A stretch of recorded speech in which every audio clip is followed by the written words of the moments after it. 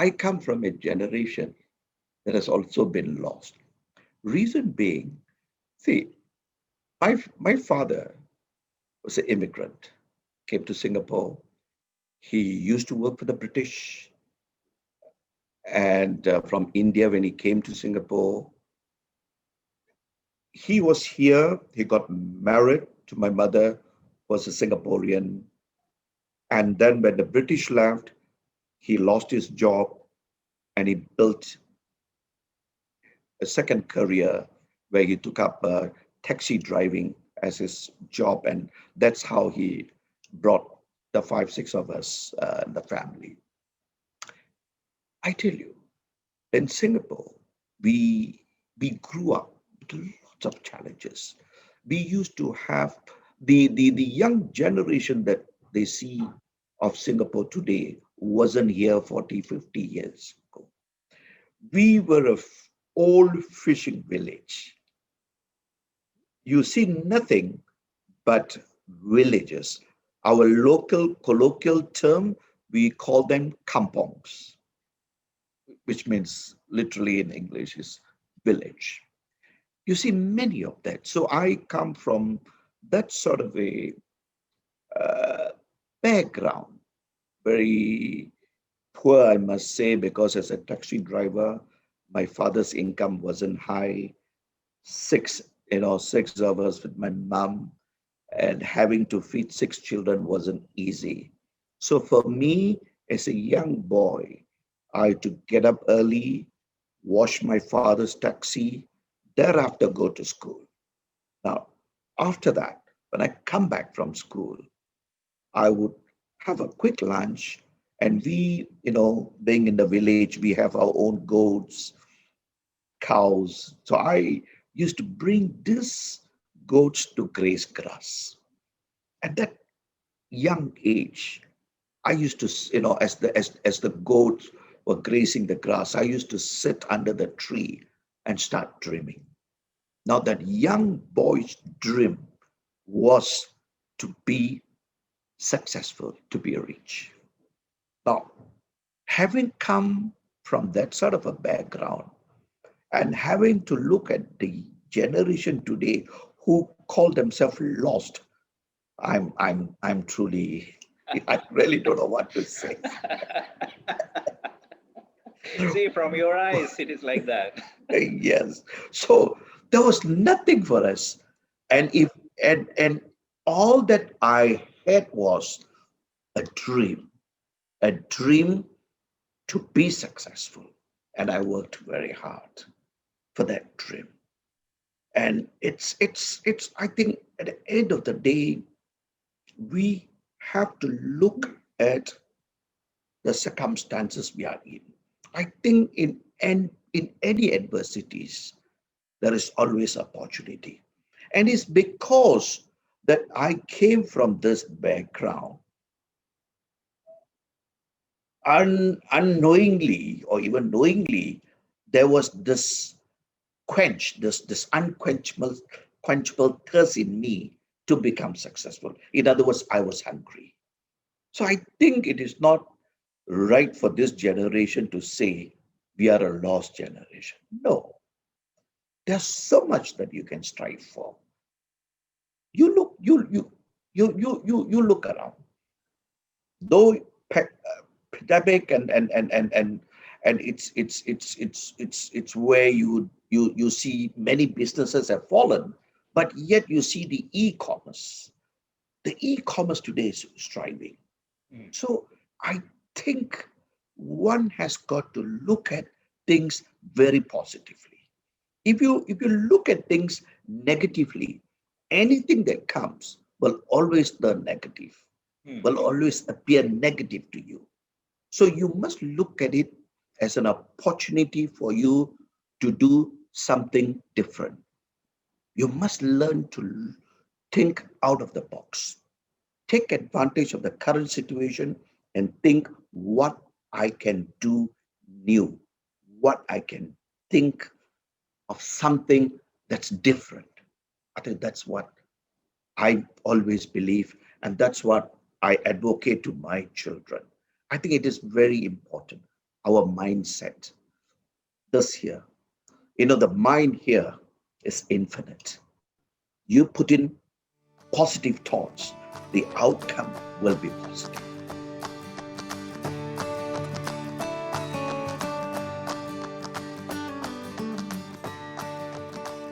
I think it is this inner drive in me that I always believe that I want to do something different. Mm. I also tell myself that every day I must think that it's a new day and I must inspire myself by taking on a challenge. And because of that positive mentality that I've adopted, I always look at new business opportunities. Mm. For example, my main business is preschool education, Montessori preschool education. I brought that methodology to Singapore more than 30 years ago. At that time, in Singapore, preschool education was very new. We were the Right. first. We were the first to bring Montessori into Singapore. Today, after 30 years, we have got more than 25 centers in Singapore. Mm. And along the way, I bought into my UK company. So today I own the UK company. Yeah. Plus, I've expanded. Our brand, our MMI brand, is in 15 countries. So there you are. So each time I always look at things differently. I want to do things differently. Mm. We went into 20 years ago, we went into franchising. We were the first company, a preschool operator, that introduced franchising. Today, our businesses are partnership and franchising. So that's one area of my business that I'm focusing. But I've also moved on. For example, today in Singapore, the government feels that we must be self-sufficient. We That's right. need self-sufficient, yes. In other words, we import a lot of vegetables, a lot of fruits, even the aqua products, Mm. fish, Yeah. seafoods, they are all important. The government now wants to pay attention to this area, and they have come up with a plan. By 2030, Singapore must be self-sufficient to an extent where 30% Yeah. must be locally produced. Yeah. I think that's a fantastic target that they have set. So Yeah. with that perspective, with that in mind, I've bought into a aqua business. Mm. We are now producing, in fact, hatching and producing our own breed of crabs. These are Wow. these are these are Sri Lankan crabs that Okay. we have gone into Malaysia. We've got a large piece of land to produce these crabs. We also have a piece of land, in fact, about 100 acres, I must say, in Andhra, where we are breeding these crabs. So Wow. that's how I always believe in moving forward. And the thing with me, which I like to advocate very strongly, always adopt a never say die attitude. Mm. You Never know, say die. never say die. I think that's how we must always find new ways. I believe when man's survivability is at stake, he will become very creative. Mm. So put your survivability to test. Don't chicken out just because you see the world around you Yeah. seems very dim. Don't feel demoralized.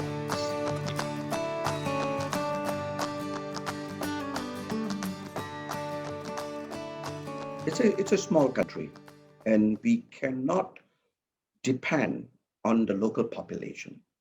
For our business to grow and flourish, our SMEs must go abroad. And our Singapore government is helping a lot.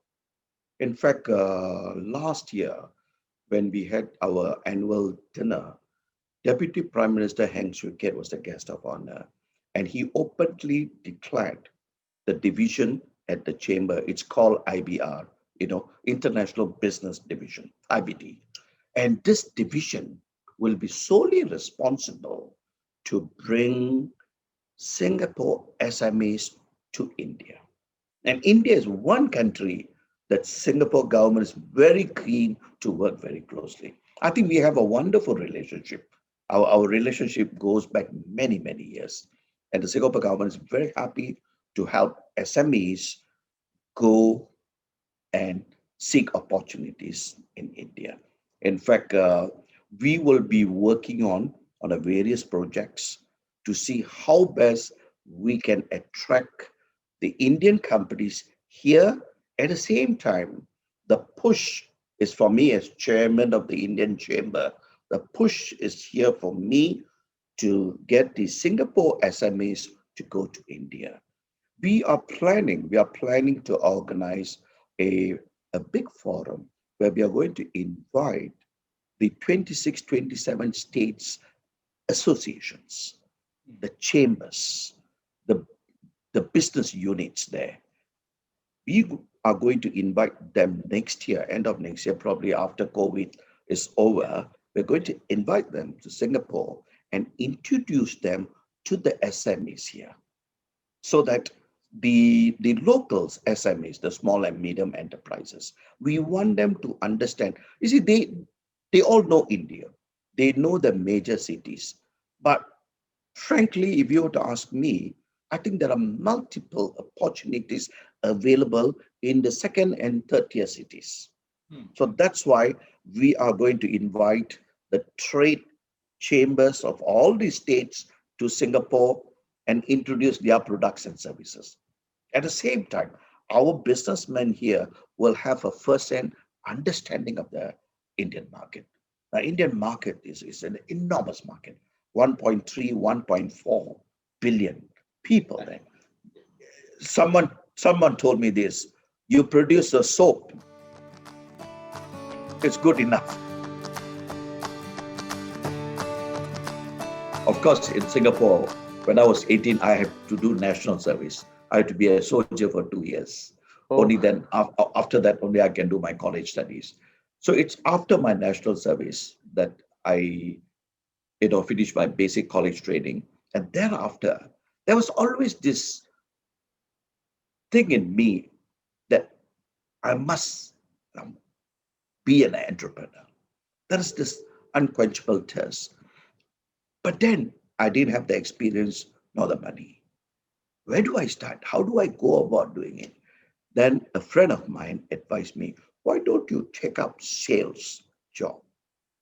And from there learn how to deal with people, how to interact with people. Because when you do sales, you'll be meeting people from all walks of life, different levels of people that you will, you know, in the course of your work will meet.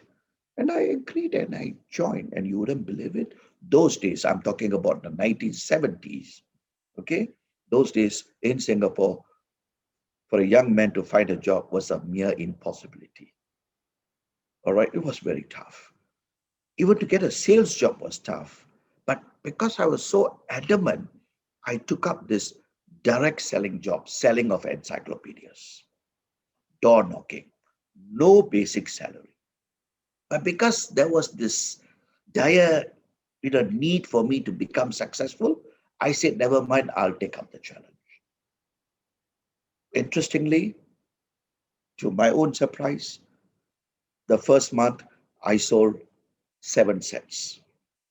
Now I'm talking about those days in the early 70s to sell a set of Encyclopedia Britannica costing $1,750 Singapore dollars wasn't easy. It was it was like attempting to sell a fridge to an Eskimo. But I worked very hard. I Because there was this you know thing in me, never say die attitude. I said, I must make it. I must make it big. And in order for me to do that, I must work very hard. So I had to see something like about 30, 40, 50 customers, potential customers, to make that 5 or 6 sale. I did that. I worked very hard.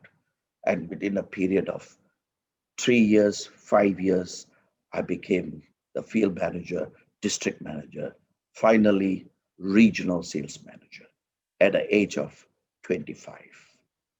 Now, I'm very proud to say at that age, I was already commanding an income of almost 30,000 Singapore dollars per month.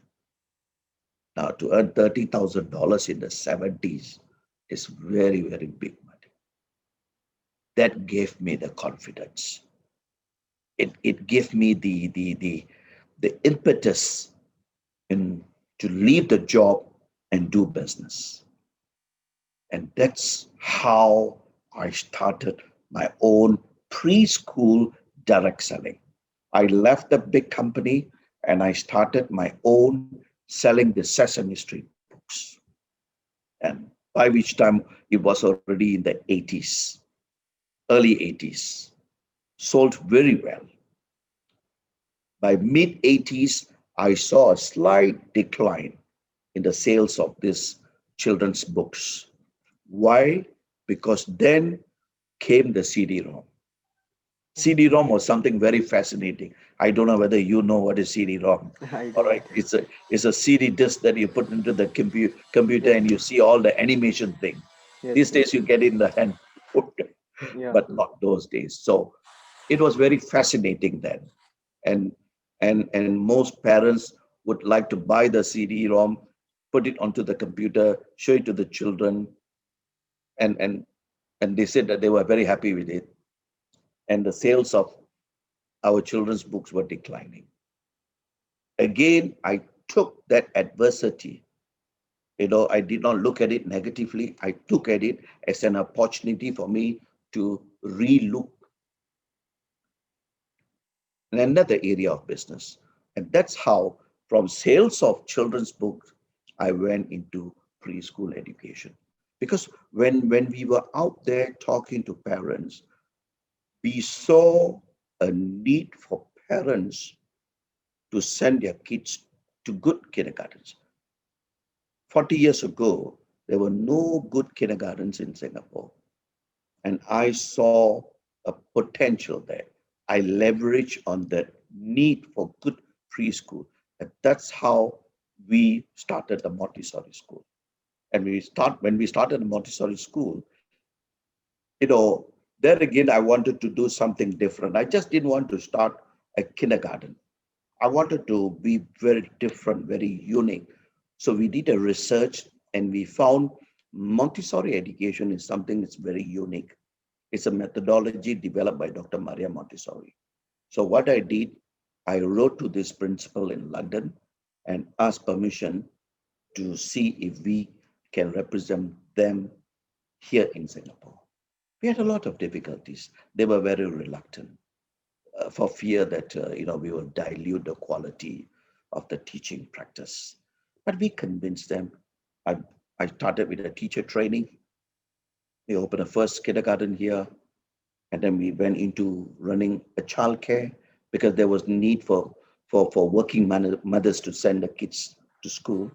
So we opened a childcare, and today I must say, after 30 over years, we have more than 25 centers, and more than 3,000 kids are with us. I mean, just Singapore alone. And after 30 years, I'm very proud to say that I'm one of the first few Singaporeans who brought the London brand, a UK brand, and today I own the UK brand. That's I mean, in my humble opinion, it's an accomplishment. So I think I'm used to adversities. So I'm easily not discouraged. Maybe the younger generation that includes my children, you're not used to seeing failures. I've written a book called Reach the Top with Big Dreams. And I okay. put a caption there for those who dare to dream big. We all dream, but how many of us dream big? For example, when my goals are I must have big house. I must have a big car. I must have my private jet. How many of us think? So I think we need to dream big. And another thing that we must learn, and that is to embrace failures. We all fear failure. We must have a different mindset.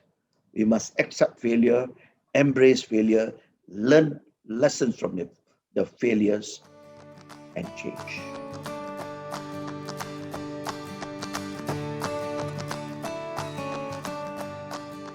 One must embrace change. Change is unavoidable, and you must learn to accept changes, embrace change.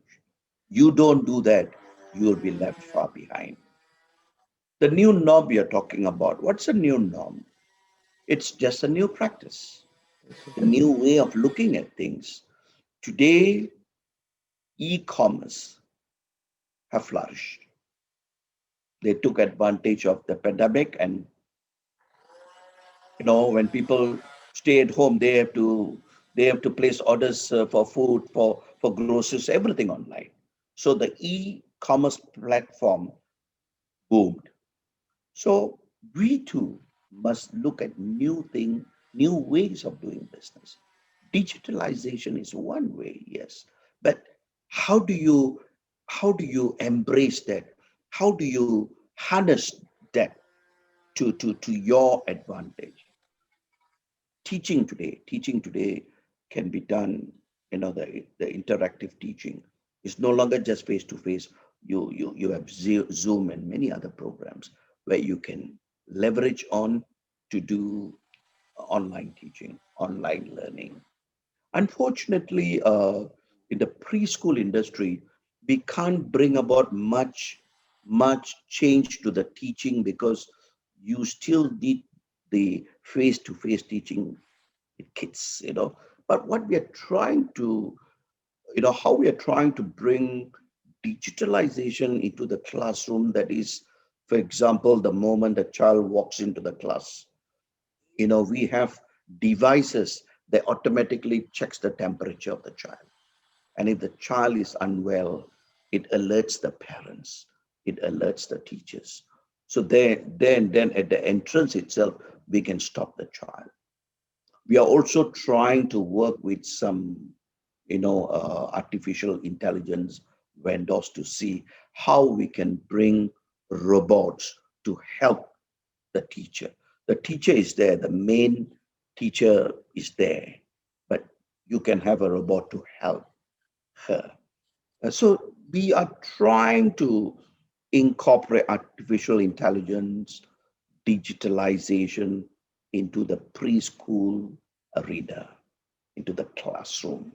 It takes time, but I think 10 years from now, the whole preschool world will change. And I think even in your business, you are a student today. I'm sure during this COVID period, you still had lessons from your home, right? Yes, sir. Yeah. So there you are. You see how we have adopted to the new norm. So I think it is all in our mind. If you refuse to accept and then stay at home and not wanting to do the online learning, who will suffer? Not the school, but you. So I think first we must have this mindset to accept change. It is very important.